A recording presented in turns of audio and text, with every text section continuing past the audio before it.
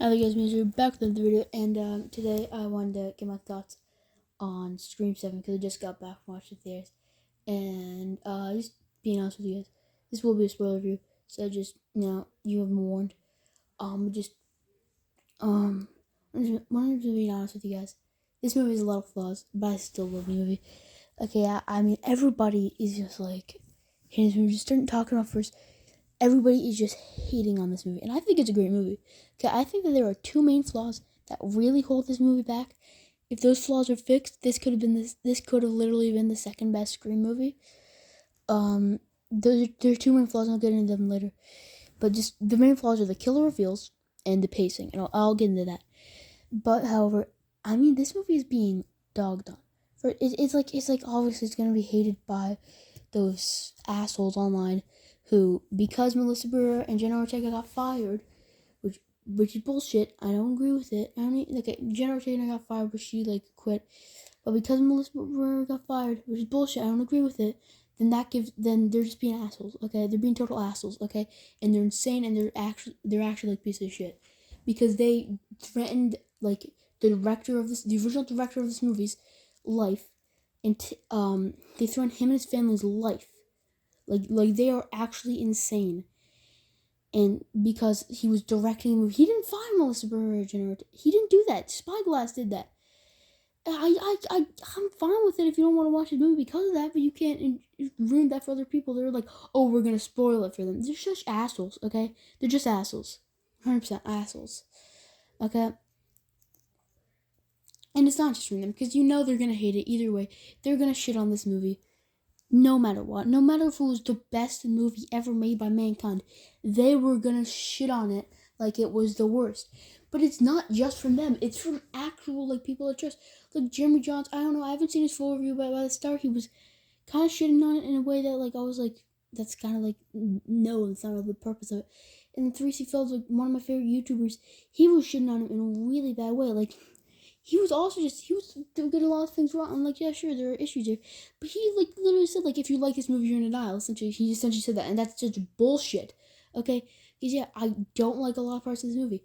I still love this movie. Okay, and like I'm tired of it. John Campea, who I trust and like, made a video and haven't seen. I haven't finished any of these, but from what I've seen, they're shit. But John Campea literally made a video entitled "Scream 7 Review," and then a little tagline is one of the worst movies in history. Like, are you fucking serious? Like, one of the worst movies in history. That's what you're really gonna say here. You really want to say that this is one of the worst movies in history. Like, it's worse than Jack and Jill, is what you're saying here. Like, that's complete. Like, oh my god. Like, are you serious? Like, it's that bad to you? Jesus. Like, I don't even see how it's that bad to these people. Okay, and everybody's hating on it. I'm so tired of it. Like, it's like, like you could have your own opinion, but you have to be respectful. And like if you're overly hating on it, well then you're just being a hater. I like these people. Like you have to be respectful, and you have to actually realize what the movie's doing because people are acting like it's just like a stupid movie that isn't. It's just bullshit, and I'm tired of it. Okay, like 3C Film said, oh, if you actually want to look me in the eyes and say this is a good movie, then you're in denial. It's like, no, man, like no. Okay, man. So that pissed me off, and then yeah. But anyway, just getting into my actual thoughts on the movie because I'm so tired of this negative bullshit. It's like it's so stupid. Like the Scream fan base has been torn in half because every single studio that has to own the Scream franchise has to be complete pieces of shit. Like why? Like why are they complete pieces of shit? Okay. First off, the original people who owned the Scream franchise were the Weinsteins.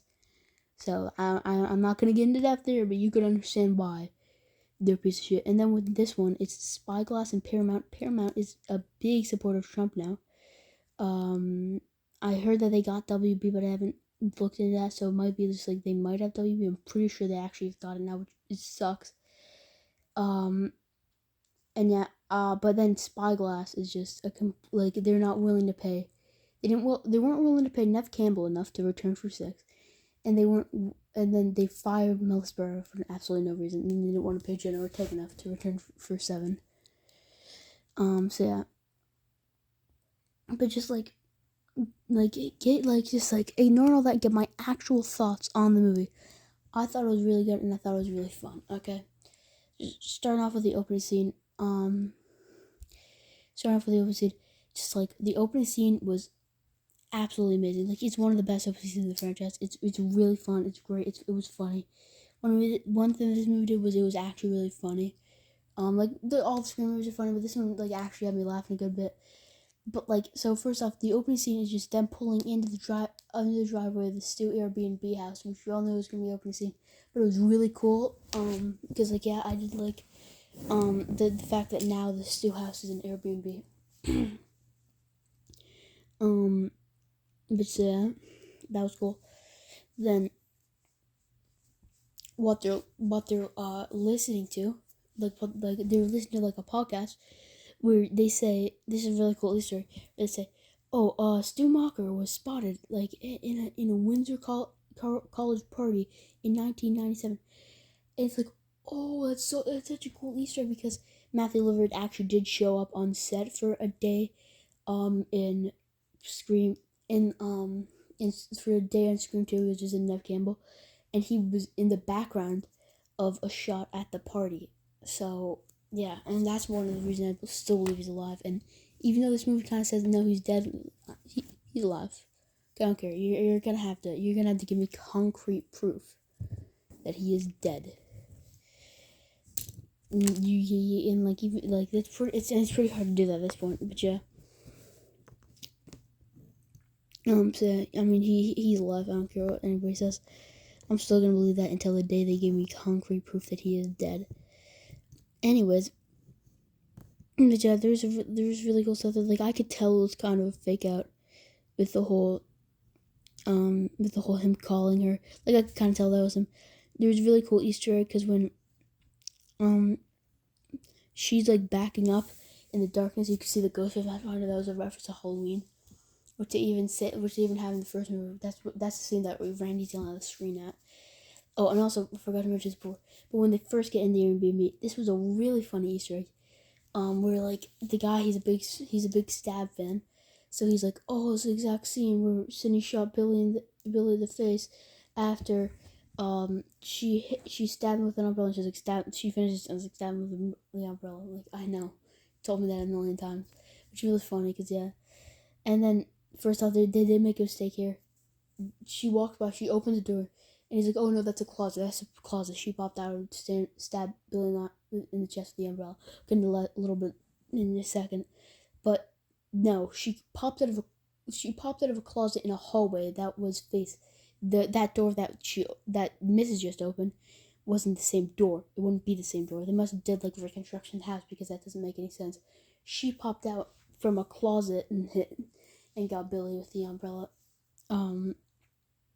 So yeah, but I thought that was really funny. That then he was like, "Oh no, that's it. That's even if it wasn't inconsistency. Oh no, that's the when Sydney popped out and stabbed Billy with the umbrella." I thought that was also like that was really funny. I think that it would have even been funnier if there was another Easter egg where he said, "Do you know that in the filming of the Stab movie, like Luke Wilson actually got hit by that umbrella in like a sensitive spot and." She missed the pad. I think that would have been funny because like that's something that like every Scream diehard fan knows, and like they bring it up as trivia a lot. Neve Campbell accidentally missed the safety pad on the second hit with the umbrella and accidentally actually hit Ski Ulrich in like a place that he had like I think it was heat on like a sensitive spot. So yeah. And so the scream in that scene was actually genuine. I think that would have been really funny. And then she like cut him off and did the same thing. But yeah, and yeah, there's a lot of really cool Easter eggs there. And ultimately, I did really like the kills there. And then the house just burned down. Even though we've seen the trailer, it was still pretty crazy that they burnt down the Stu house. Also, I was surprised on how many references they did to 5 and 6. Like, yeah, the Meeks twins were in it. We knew that, but there's a part where they say that Billy Loomis had a secret love child. Obviously, it was Sam. And then in this scene, he like even I think like there's a little Easter egg where there's like a plaque where like the couch in the stab in the Scream movies. Sorry, like there's a little plaque. I'm pretty sure that says like Liv Mackenzie died here, which was really cool because that's obviously where Liv Mackenzie got shot in the head in Scream 5. And then also he's like, oh, this is where my boy Richie died, and he like takes pictures like Amber, and like so yeah, that was surprising that he referenced those movies a lot. But yeah, and then like even like there's a big part of this movie like the killer's motivation is tied to 6, so like that was pretty insane too. Yeah, but yeah, so yeah, the open scene was great. Then moving into a criticism that people have said about this movie is that that I've heard about is that like, oh, this movie's just nostalgia baiting. This movie's nostalgia baiting. Like it's like you could throw away that term loosely and it doesn't mean anything. Okay, it doesn't. It's called references, and that's what this franchise does. Okay, it was a large part of this franchise built on referencing stuff in horror movies. So I'm fine with the fact that he like popped through the window and he was going like, and he was quoting Billy beat by beat, and then they even played like the same cover of Don't Fear the Reaper. I was fine with that. So, like that's not great though. But then when the thing that I love that I see in the trailers, and I kind of wish I didn't see in the trailers, but I love them when I see in the trailers. I even love them more when I see in the movie. Is that when she walks in the thing, she's like, "Can you knock?" She's like, "Oh yeah, I did," whatever. And she says, "You know, how you doing down there, Ben?" That's really funny that she knows that he's there, and even if people want to say that, like they even reference that scene pretty heavily in Scream 4 with Trevor sneaking through into Jill's bedroom through the window. So yeah, man, I mean, just like it's always reference stuff. So yeah, and yeah, so but yeah, one thing that I did was that first off, is that like Tatum was really annoying to me in the first little part of this movie.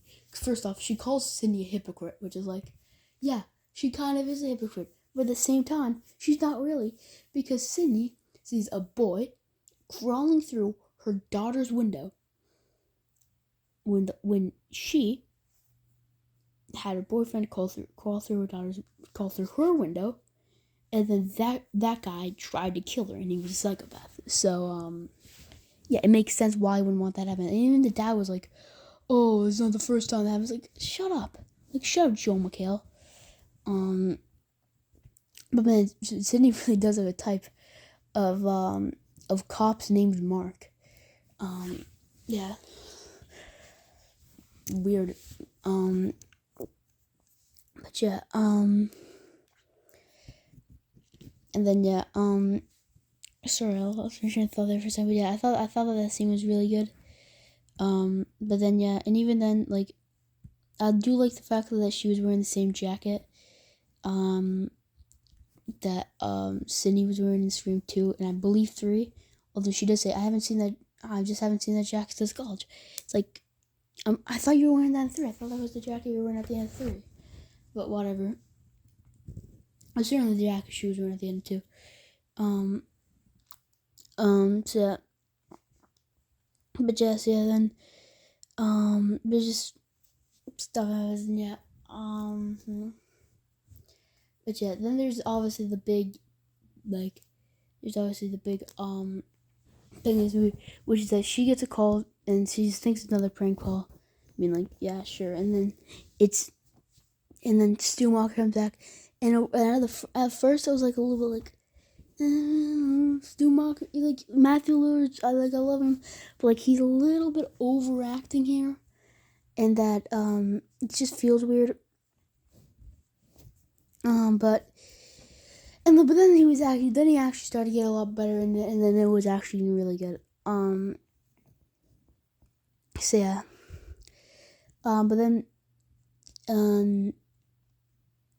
like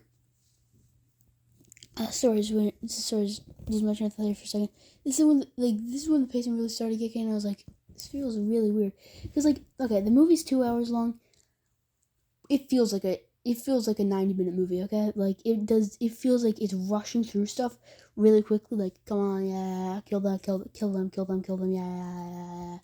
And then it feels like, okay, then the end. And it's like, what? Can you breathe a little bit there? Like, even if you want to make this movie a little bit longer, I feel like it would just give us time to breathe with all the characters, you know.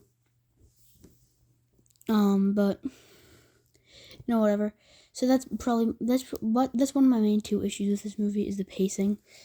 It was paced really weird. But yeah. And then we start to get some of the really cool stuff in this movie because there's like a theater scene, and honestly, I'm gonna be honest with you guys. Walking in this movie, I had just a gut feeling that McKenna Grace Hannah was gonna be the killer, or one of the killers.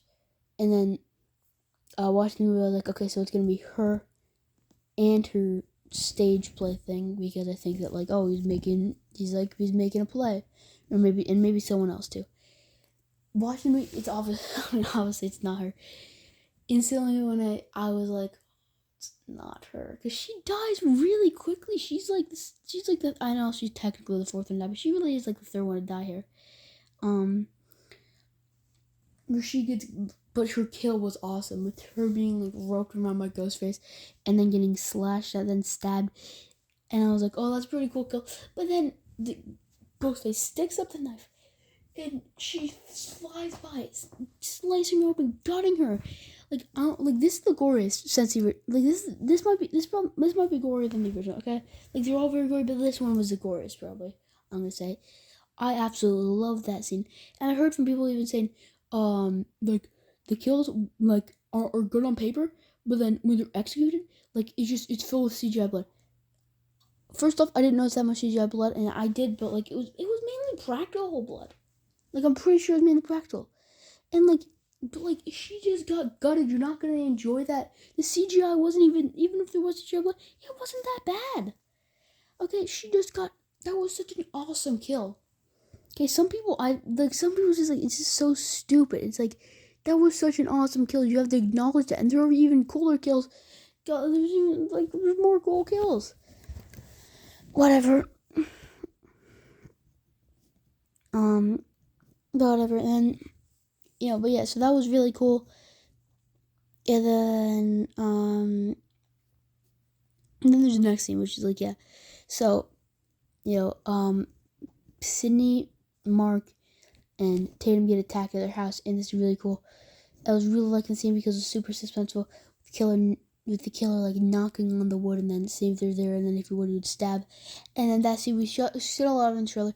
But what was really cool about the scene we didn't see in the trailer is that Sydney had a baseball bat on her, and she bashed in the knife so it would be twisted, so the killer couldn't pull it out. That was so cool, and her and her daughter could safely walk by.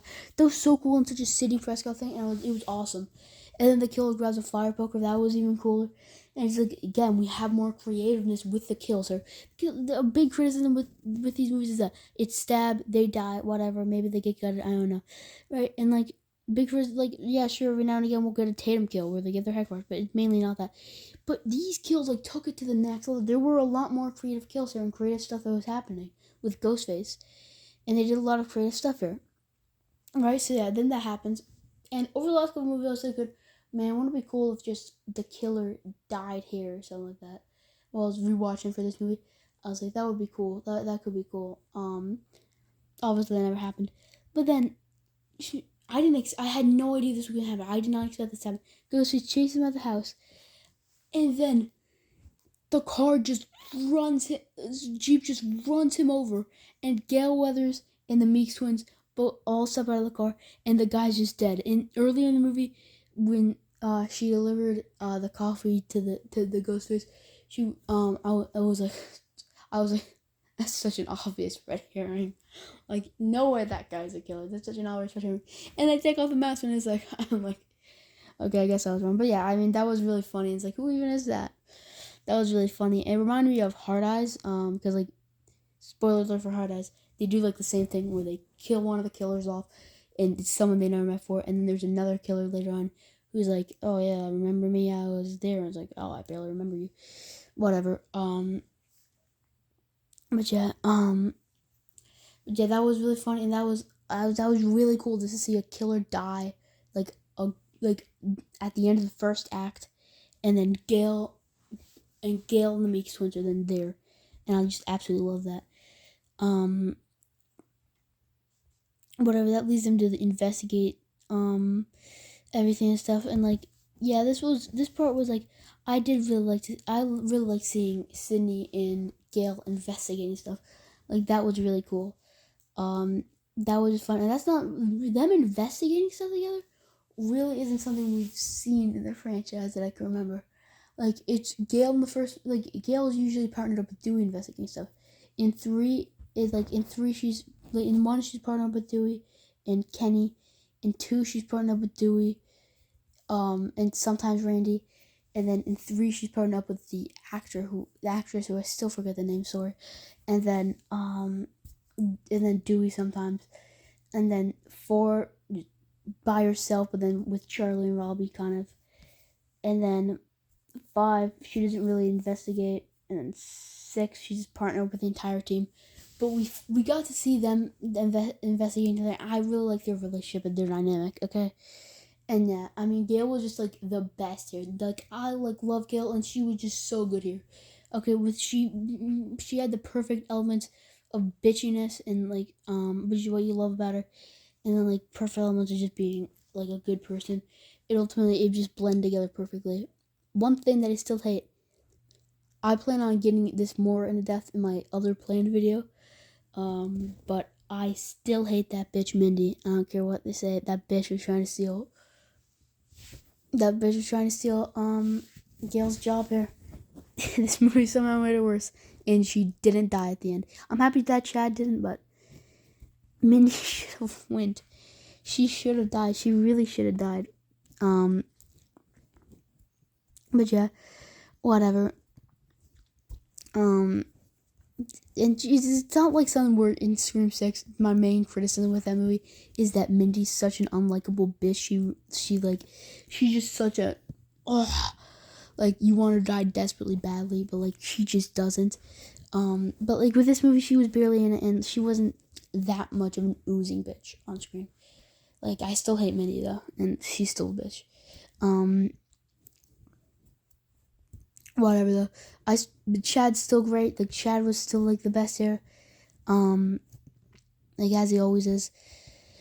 I even like the fact that they explained them being there with them working for Gale, and them also like being like, oh, we kind of owe your mom. You know, she was really good friends with her uncle Randy. Like, that was a good explanation. So yeah, kind of like but then there's investigating stuff, and they go to the hospital and stuff. When I was watching the movie with the hospital, I was like, oh, that's John. That's John. No way that Stu was at this mental hospital. Like sure. I was even like, are you working for the killers? Or are you part one of the killers? Spoiler alert, he was. I'll get into that later. Like, trust me, I do not like that. Um, um, Anyways, but yeah. So then Tatum and the Beast Twins are together, and I actually did like that dynamic. And then they go to the bar where they start like interrogating people and seeing suspects, and then Chad was making fair points where he's like, it's too obvious to be the boyfriend. Like it's just too obvious to be the boyfriend. That's exactly what I thought. And that's exactly what I was like. Moke Watkins was like, no, it's the boyfriend. Obviously, it wasn't the boyfriend. Obviously, it wasn't Ben. Or whatever. I'll get to that. Because it's way too obvious. And it was also like, I don't think it's Lucas either. Because first off, one thing that I really like Lucas's character here. He was a great character, and it sucked when he died, even though he did have the coolest kill in the movie.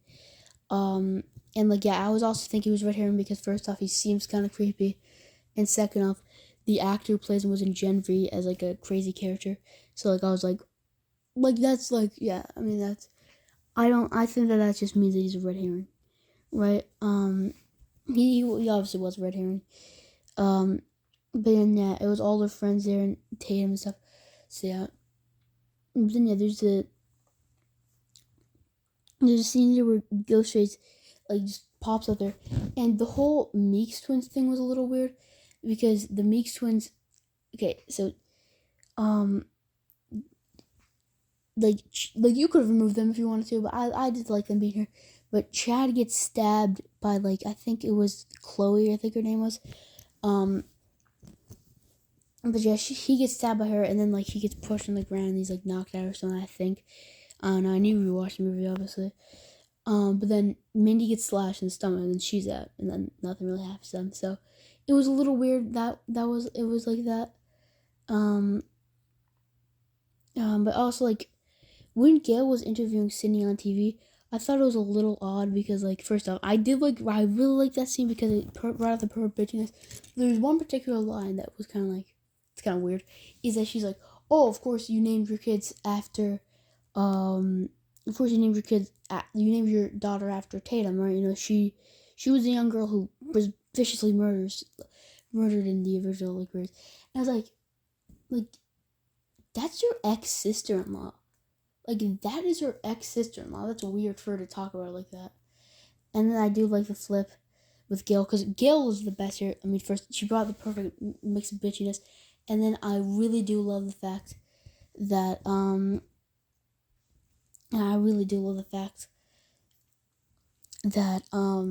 you know, she actually has, like, a really good emotional moment. Because, like, they had a really good emotional moment with her in 5 and 6 and now 7, where she goes, where that was a low blow. Cindy's like, that was a low blow, Gail. Like, what if I brought up Dewey on TV? And she's like, I'm really alone without Dewey. And that was sad. And honestly, I think they could have just like, they should have done a little bit more with the AI. Like, it shouldn't have only been Sydney who was being taunted. They should have taunted Gail with the AI. Or they should have taunted Gail with the AI, especially of Dewey. Or like that would have really messed with her mind, and then that could have been a clear character arc for her to go through, where she learned to accept Dewey's death, and then move on with her life. That would have been great, but to save it for 8, like if we see, like I just want to see an 8 or 9, like so yeah. So yeah, that's just like yeah. Anyways, just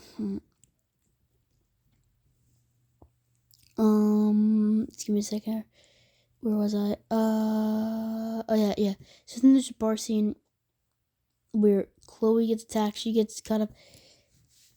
Lucas gets stabbed in the stomach when I was watching. Like, please, live, Lucas. And I was like, oh no, you're not going over. Come on, man. And then, she gets stabbed, and then she actually gets killed pretty brutally because she gets pushed on the counter, and she gets thrown through a bunch of glass, and then you see her, and she got in one of the glass shards stabbed in her neck. It's like, that's what I'm talking about. More creative kills, and it was still pretty gruesome, and there wasn't a drop of CGI blood in that scene. That was all practical. That was a cool kill, and it wasn't as great as the other kills, but it was still a cool kill. And then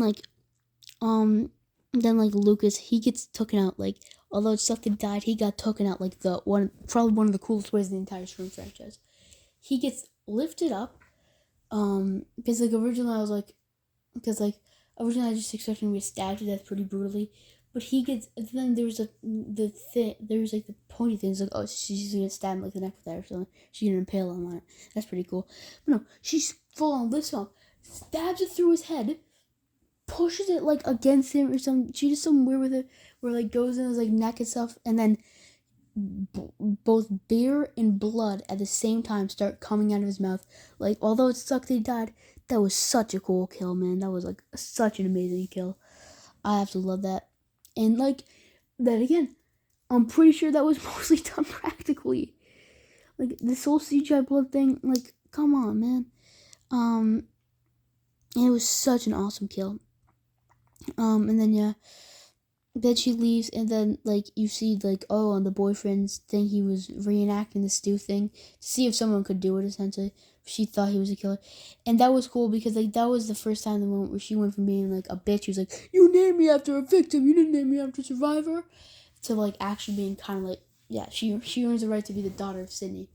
Where she grabs the laptop and just bashes Ben's head in with it. Like that was that total Sydney Prescott move. You've earned the right to be a Prescott. And like, yeah, and then she runs away, and then, you know, the killer corners her, and then they kill off Ben. Like, no surprise there, he wasn't the killer. But then she goes into the coffee shop. She gets corn in there, and I do also love this scene where Sydney's having to command her, through phone, and she's watching through the cameras. And then I even love the fact that Sydney's like, "Oh yeah, I have a gun in my office. Go get that." And then even the way that Tatum was really smart here, she cornered the door with like two things. That was so cool, and like two very heavy things that are pretty hard to get through. So yeah, she was actually like earning a lot of respect there. And she grabs a gun and like I even like they should like turn off the safety, make sure the safety's off. And then she shoots him through the wall. Obviously, he's wearing a bulletproof vest. He pops up. Then both killers kidnap her. So yeah. And then Sydney goes there. Also, by the way, Mark got stabbed a lot earlier.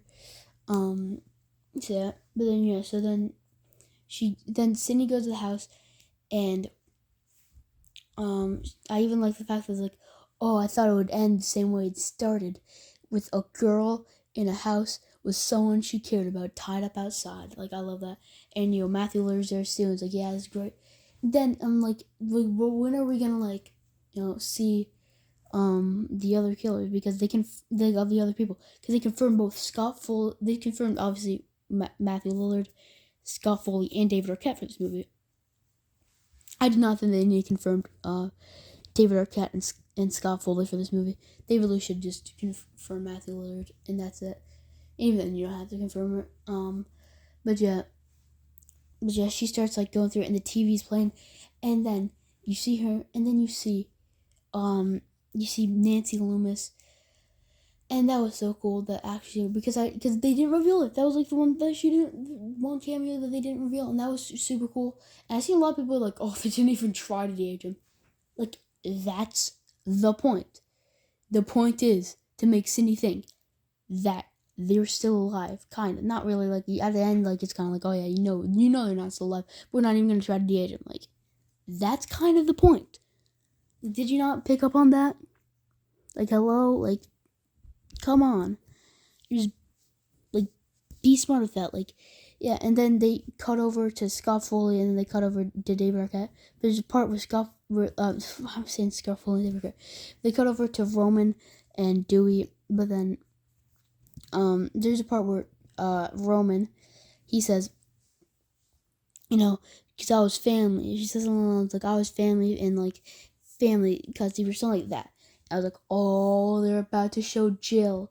Because it went from 1, 2, 3 at this point. And then it was like, oh, and so do your friends. And it was just Dewey. Which I did like seeing Dewey there, and that was cool to taunt him. But first off, Gail should have seen Dewey. Gail should have also been there to see Dewey. I think that would have taunted her a lot more and messed with her mind. But I did still like seeing Sydney get taunted by Dewey. But I think they didn't go far enough, because I liked all the killers that they showed, but they should have showed more. Okay, they should have kept all the people that they showed, sure. But they also should have showed Billy Loomis. He's the one that started all this. It makes total sense. Mickey, I think that would just be great to show Mickey. Jill should have definitely been there. Jill should have definitely been there. Like, she really messes Sydney's mind. Then, Charlie, I think that he's not really, but we're showing him all of them. And then Amber and Richie, because they're the ones that killed off Dewey. And then alongside Dewey, because you see all the killers that she directly encountered. Then you see Dewey and Randy. She brought back Jamie Kennedy as Randy, because those are her friends who she let die. And I don't know what the actress who Tatum was doing, but throw her in there too, because they focus a lot on the original Tatum character in this movie, which I thought was kind of odd. But after the disrespect she was done in all the other movies, like she was killed in the first movie, she was slightly brought up in the third movie, where the guy's like, after your little sister died, and it's like, I can't believe you said that. Ghostface says, what? But he's doing the Dewey voice, like, that makes me angry, and then he stabbed him to death. And then her ashes were in Dewey's like hut, Dewey's hut at in Scream 5. So that was about it. And then I do like how she got some just there, and we got to see like more about her, because she's barely referenced in this franchise, and did like that. So yeah. And yeah, then comes to the weak part of the movie, because you see that Tatum's tied up, and it's like they're holding her hostage. And he's like, "That's really cool." And it was a classic Sidney Prescott move because Sidney Prescott, they're like, "Hey, throw with," goes to like, "Hey, throw away the gun, or else I'm gonna splash your daughter's throat." So Sidney's like, "Okay," she throws away the gun, and then right at in the back of her like belt, you see another gun. That was a great reference to Scream 3. We're in Scream 3. When she walks up, there's like a metal detector outside, and she has a scanning on all of her. And she scans on one side. She finds like there's a gun there. She takes it out. She throws it out. She throws it in the pool. And then when she walks back in, and then the killer pops out. She pulls out a gun that she hid behind the other gun, and says, "Jared had a Scream asshole," and shoots him. That was a super cool Easter egg to Scream 3. I absolutely love that. But then obviously, yeah. So yeah, then you get the first killer reveal, and this was like this is the worst killer reveal in the franchise, and it's the worst killer in the franchise probably. Is he takes off the mask, and it's the guy from the insane asylum, and it's like, that's it. I criticized. No, okay, I'm going to make an official apology to Scream 2 when I said that they had the worst killer reveal in Nancy Loomis, and I still kind of agree that was a shitty killer reveal, but I'm going to officially apologize because this is now the worst one. This is easily the worst one. And the other one was supposed to be funny. It's like, who was that? It was also just like supposed to be a halfway killer, right? So yeah, that's completely different. But this time it's him, and then the other one pops out, and then it's Mrs., which I did like the fact that Mrs. I thought that their motivation was good, and I thought that the acting was good. But yeah, I think that Stu should still be there. Still remaining the fact that Stu's alive. I've seen even people criticize the movie for stuff that isn't justified to criticize for. Like, I'm pretty sure, like, somebody said, like, she just, they kind of diminished Cindy here by making her go, like, by making her get fooled by AI deepfakes. First off, her first thought when she was seeing those is, those are fake. And that's her main thought throughout the movie. Those are fake. But whatever. She wasn't, also, you could say that, like, sure, you could say that, but, like, these AI deepfakes weren't AI or deepfakes in real life. They were very convincing AI and deepfakes because they weren't AI and deepfakes. They actually brought back Matthew Lillard. So that's real. Like, that's not AI. So yeah. I did like the commentary on AI. I thought that was really good and pretty topical. But then there's the killers, and I love the fact that Sydney, she absolutely waits that killer, the first shitty killer. And then even the final battle was weirdly paced. She shoots the other guy in the head. But even the final battle was weirdly paced. Because yeah, it was weird. It was a little too quick. But I did like the bitch's motivation, even though she was crazy and she killed her own kid. But I did like her motivations, like, "Oh, you wrote Out of Darkness, which inspired me to kill my abusive husband," and then, but then you left and you weren't there, and you weren't there in Scream 6. So then I got angry, and then now I'm trying to kill you to recreate you in your daughter Tatum. I thought that was really cool, that she was trying to recreate Sydney in her daughter Tatum. And then there was a big fight, a big really cool fight with Sydney and her. Like, that was awesome. The fact that she stabs her a bunch in the leg with the screwdriver, and then she gets shot. Although I did think it was teleportation, but it was like reaching on Michael Myers, Jason Voorhees, with how quickly she teleported away. But then I absolutely did love the daughter, the mother daughter duo of just shooting her head to bits. Like, it was like something you would see at a Suicide Squad movie with someone's head exploding, or like a Mortal Kombat fatality. It was super cool. So yeah, I did love that. I thought that the ending was weird because it seems like they're gonna end at one point with another reference to the original with the same music playing, and then the cutout. Also, one more thing that I loved about this movie, the score was amazing because I'm pretty sure they got the original score guy from the first 4 movies back, Marco Beltrami, I think his name is, and yeah, that was obviously amazing. They played the same the Sydney Saddest song, and there's a great curfew thing where all the curfew stuff was happening, and then it was the same, they were playing the same music, the Red Right Hand, and it was the same thing from the original. It was even like kind of recreating the same shots from the original, and I love that. So that was great. And even they captured Woodsboro great because, like obviously didn't say Woodsboro, but they because like a big criticism for 4 and 5 was that in the original Woodsboro was this deserted area where it would be like big gaps between houses, and that made it more deserted and more creepy. They didn't capture that in either of these new movies with Woodsboro. It was more like they were really close together. But then with this one, they really captured that with her running down the street and she's like, help, help, but nobody's there. And that was kind of like the same deserted, creepy feeling that Woodsboro gave in the original movie. So yeah, I did love that. But then the ending's a little bit weird with them, like, let's go visit your father. Yeah, I mean, Gail's character arc never got a clear wrap up.